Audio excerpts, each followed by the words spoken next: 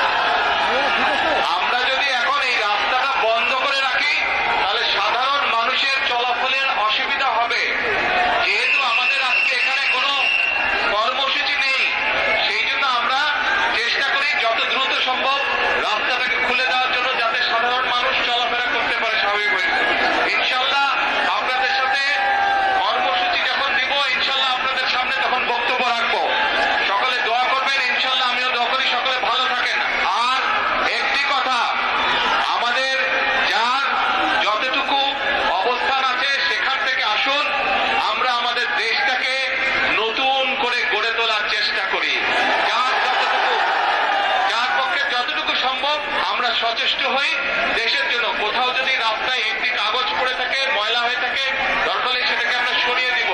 এইভাবে ছোট ছোট করে কাজ করার মাধ্যমে আমরা দেশটাকে গড়ে তুলে আসুন। আর এখন আমি সকলকে অনুরোধ করব, দ্রুত আমরা রাস্তাটাকে খালি করে দেই যাতে সাধারণ মানুষ চলাফেরা করতে পারে। সকলে ভালো থাকবেন ইনশাল্লাহ। আমার জন্য দোয়া করবেন, দেশনেত্রী খালেদা জিয়ার সুস্থতার জন্য দোয়া করবেন। আল্লাহ হাফেজ। বাংলাদেশ জিন্দাবাদ।